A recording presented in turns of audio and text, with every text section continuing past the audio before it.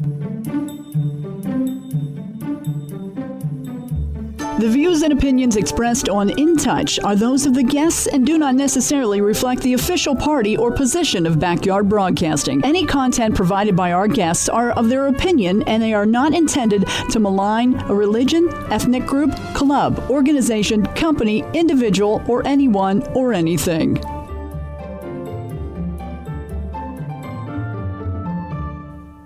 Good morning and welcome to In Touch, a Sunday morning public affairs program dedicated to the health and welfare of the Susquehanna Valley residents.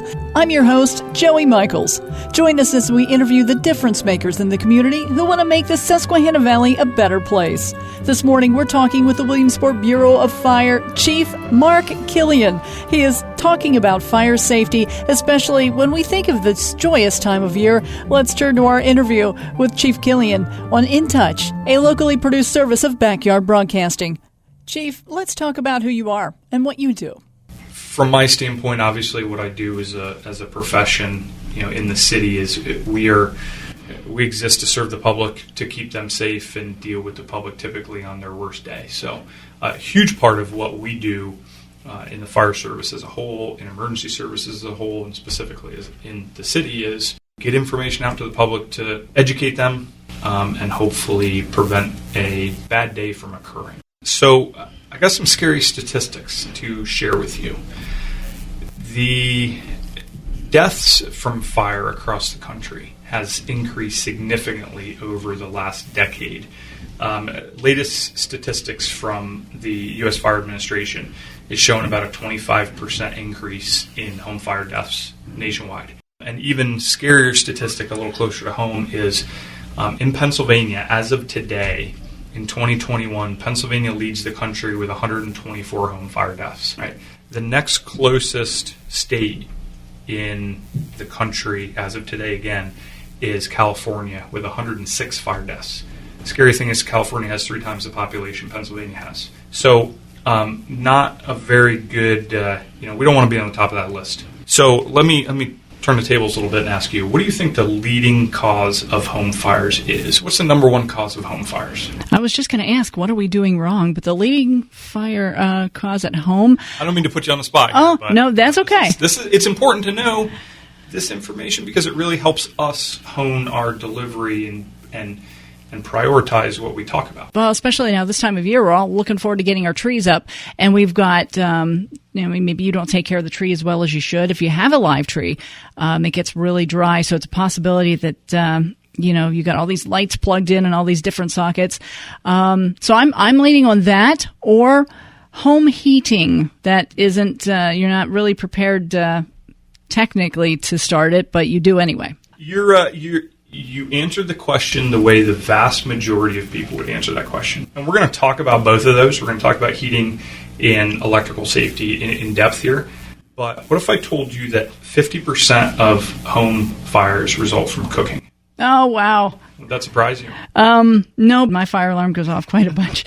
But I believe that because, like nowadays, a lot of the stoves are electric. So you don't have the benefit of seeing the fire. You don't see that the flames are still on. So it makes you wonder if somebody doesn't turn the wrong burner on, or maybe they're cooking with oil and, that doesn't work well when you try and put that out with water kind of thing. So, all very good points and all reasons why cooking leads the way by a long shot.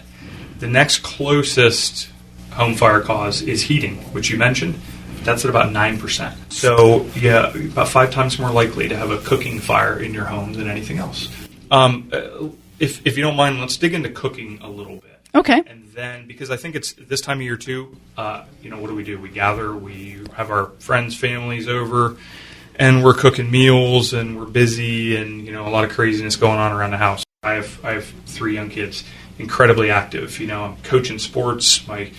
Every night of the week, we're out running around, and I think from a lifestyle standpoint, the majority of families are like that now. Right? Everybody's busier. A lot of, as I pull the cell phone out, a lot of things to distract our attention. Right? So you see the direction I'm going here, right? Yep. So what happens is these cooking fires, the majority of them are caused by unattended cooking. We put something on the stove, we turn the stove on, the kids are yelling or fighting, at least in my house, or the phone rings, or I'm on social media and I forget that food's on the stove. And that's where the vast majority of our home fires are coming from, distractions. So from a cooking standpoint, we really target our fire prevention efforts year-round on cooking fires because they're so obviously at the top of the list, and it's not something a lot of people think about. Right? You mentioned it, and again, I threw you under the bus there a little bit with my question, but I did that for a reason because nobody thinks about that. They always think, I'm going to have a fire in the walls. I'm going to have an electrical issue, or my heater, or my stove, or my furnace, or a candle, things like that. They don't think about the obvious, what's right in front of their face, what they're using fire for or high heat for every single day. Right? So if that makes any sense. That is one of those unique, ironies. Would that be an irony? Yeah. Where you love doing something, but you really don't want to have to do it because there's always that risk. But the controlled burn will be good. Training is always fun, but it's to see someone lose so much when they could have just done one or two simple things to maintain that safety is huge. I think our goal as a fire department, and this is one of those unattainable goals, but our goal would always be to put ourselves out of business. And by that, I mean being proactive with fire prevention, working in the community, reducing risk overall, and getting to the point where we don't, we have very few house fires. We're dealing with those issues before they happen. We're incredibly proud in the city to be to respond within 60 seconds and get on scene anywhere in the city, generally under 6 minutes. So we respond quick, we're there quick, we address a lot of issues prior to them becoming any larger. We're incredibly proud of that. But still, at the end of the day, if we can prevent that issue from occurring before it even occurs, that's great. And that's what we want to do. So let's talk about smoke alarms. You mind? Let's do that. I would be remiss to not talk fire safety and miss smoke alarms. You got it. So the single, and I give this advice to everybody that I talk to, the single most important thing that you can do for you and your family to keep you safe in the event of a fire is to have a working smoke alarm. Not just one, but multiple working smoke alarms. Right? You need smoke alarms on every level of your home, outside your sleeping areas, in your bedrooms. And you need to make sure they work. Right? So, fortunately, over the last several years, the 10-year smoke alarms have become very popular. That's actually what we hand out in the city when we go. We can talk about our smoke alarm program briefly, but when we go out and we do smoke alarm installs, we give out 10-year sealed smoke alarms. So when you put that thing on your ceiling or on your wall, you don't have to touch it for 10 years. But for those folks that don't have that, they run by generally 9-volt batteries that need to be replaced. We like to say, change your clocks, change your batteries. You need to replace those batteries. If a smoke alarm on your wall does absolutely no good if the batteries aren't charged, if it doesn't work. So we need to have working smoke alarms on every floor, every level of our home. Again, this statistic, a rough statistic, is about 3/4 of home fire fatalities occur in homes without working smoke alarms. Again, by far your biggest your biggest safety device in the event of a fire occurring. We want to prevent that fire occurring, period. But if that fire does occur, you need a working smoke alarm in your home to get to alert you, to give you time to get out. So I mentioned at the top of the show, fires are increasing nationwide. And the scary thing about fires in 2021 is they burn quicker and they release more energy in the form of heat more now than they have ever in history. And the reason for that is, go back, for some of us older folks, go back 40 or 50 years and think about what the stuff in your house was made of. It was made of solid wood. Yes. It was made of natural materials, cotton, leather. Now think about today. What's everything made out of? Plastic. Plastic. We call them low mass synthetics. So you don't have a solid wood kitchen table anymore. You have a kitchen table that's made out of particle board, or your furniture is made out of synthetic material, and that synthetic material burns at a much faster and hotter rate, and it releases its energy much quicker. So without getting too crazy into fire physics, I'll use this example. In a fire 30, 40 years ago, from the time that fire started, you may have had 8 or 9 minutes to escape your home. So your smoke alarm went off, the fire's growing slowly, you have a substantial amount of time to escape your home. In 2021, that number has been reduced to 1 to 2 minutes. Oh. So the fires are not necessarily burning hotter, they're burning faster. They're growing much faster, like orders of magnitude faster than they were 30, 40 years ago. And that's really important for us to understand as the general public, and specifically why those smoke alarms are so important. I need to know as quickly as possible that there's a fire in my home so I can get outside. Right? So don't take the smoke alarms for granted. If you hear that thing go off, you need to round up the family and get out as quickly as possible. Right? Call 911. Call the fire department. If you're not sure what's going on, the smoke alarms are activated, and you see smoke or you see fire, you need to get outside as quickly as possible. Have an escape plan with your family. Practice that escape plan and stay outside until the fire department arrives. Smoke alarms are incredibly valuable resources. And another thing before we wrap up, again, that I really need to touch on is carbon monoxide alarms. Yep, carbon monoxide alarms. So carbon monoxide is a odorless, colorless gas that is produced by combustion. So if you have anything in your home that is there's a combustion process. Maybe you have gas heat, you have a gas stove, you have a gas hot water heater. If you have natural gas in your home in any way, shape, or form, you have something in your home that produces combustion or propane that can produce carbon monoxide.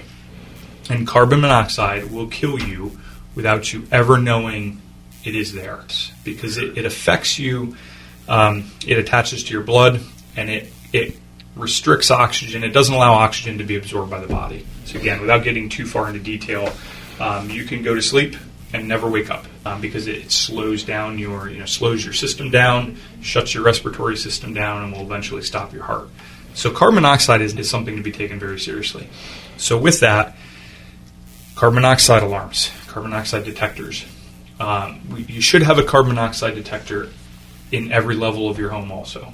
You don't need as many of them as you do smoke alarms because carbon monoxide mixes readily with air. So smoke alarms, where do we tell you to install them? On the ceiling, high, right? Because smoke rises. Carbon monoxide mixes readily with air, so we can plug them into the wall down at the bottom, down in our hallways or in a normal outlet, or we can put them in the ceiling. Anywhere really works for those. And when they activate, you're not going to know whether you have carbon monoxide in your home or not if they activate, unless you pick up the phone and you call 911 and you have your local fire department come out and check. We use, we call them 4-gas meters or, combustible gas detectors, anything like that. We'll come in all of our personal protective equipment, generally breathing air from our SCBA because we don't want to breathe this stuff in either. So if that alarm goes off, get out of your house. Call 911. We're going to come in with our gas meters and we're going to determine whether there's carbon monoxide in your house or not. And we're going to do our best to determine where that's coming from. So again, extremely dangerous. We have, even within our own region, we have significant carbon monoxide events and fatalities just about on a yearly basis. So get a carbon monoxide alarm. And we, in the city of Williamsport, we do provide a limited number of those to our residents, for free, just like we do our smoke alarm program. But you can buy them at any local hardware store, at any of your big box stores. Get those carbon monoxide alarms, install them. Make sure you have those in your home as well. Outstanding. Yeah, that's a scary thing. I mean, isn't that like a coal fire, you're burning fire kind of thing? Like if you have a stove? Yeah. So again, any combustion. Carbon monoxide is produced by combustion. That's any combustion. The combustion of wood, coal, natural gas, propane, kerosene, any combustion produces carbon monoxide. There's carbon monoxide. The big one, actually one of the huge issues with carbon monoxide is generators. So, use this example. You live in the country and your power goes out. You have a winter storm. Power lines are down and you have a generator. And you want to make sure that all the meat in your freezer doesn't go bad. So you bring that generator into your garage or into your basement and you turn it on to run your house. How's that generator work? An internal combustion engine, right? All of the fumes, the exhaust from that generator is now filling your home full of carbon monoxide and a whole bunch of other stuff that's bad for you. But the carbon monoxide is what is going to kill you, make you incredibly sick or kill you. Again, in our region itself, we've had multiple instances where generators have caused significant illness and fatalities. So anything, your car running in your garage, again, just because you don't have a combustion, a heat source that uses combustion, doesn't mean that you may not have carbon monoxide issues. If you have an attached garage and you let your car run in your garage, that car is generating carbon monoxide out of the exhaust pipe. So please, smoke alarms are very, very cheap. If you can't afford them, contact your local fire department in the city of Williamsport. We will come to your home. We actually have a campaign that we're doing right now called the Williamsport Safe Campaign. That's SAFE, stands for Smoke Alarms for Everyone. We're out every Saturday knocking on doors in our community doing home safety checkups, giving out free smoke alarms, installing those smoke alarms. So we're very, very proactive in that regard because just shows you how important we think that those devices, smoke alarms and carbon monoxide alarms are, for the safety of our community. Now, I know that we probably, we're itching on time here, but now is that why it's important to make sure your chimneys are cleaned out? Yes. Because that will not let that escape, right? Sure. Yeah. Okay. So your chimneys, right? So if you have a wood-burning fireplace or a coal-burning fireplace or even one of the decorative wood-burning fireplaces, they produce creosote, which is like a sticky substance that will stick on the inside of your chimneys, and it could eventually block your chimney completely. So, if you have any type of blockage in your chimney, those gases, that carbon monoxide, all the nasty byproducts of combustion could back up into your home and cause you some pretty significant issues. So if you have a chimney and you use it, a fireplace on a regular basis, get a qualified professional to come out and clean and inspect your chimney, at least on a yearly basis. I'm not asking anybody to be scared. I'm just asking people to be smart and be vigilant for the sake of you and your families. Pay attention to what's going on around you. And if you have any questions or you need a smoke alarm or you have any issues related to fire safety or anything that we may help with, please contact your local fire department, or you can give us at the Williamsport Bureau of Fire a call directly at 570-327-1602. Like I said, if you live in a city or an old Lycoming Township, the communities that we protect, we will come out to your house. We will sit down with you. We'll do a fire safety plan. We'll inspect your smoke alarms. We'll install new smoke alarms. Anything that we can possibly do to help keep you and your family safe. Big thanks to Chief Killian. Fire safety is so vitally important, especially this time of year. We definitely hope to see you again soon. Thanks for listening to In Touch, a locally produced service of Backyard Broadcasting.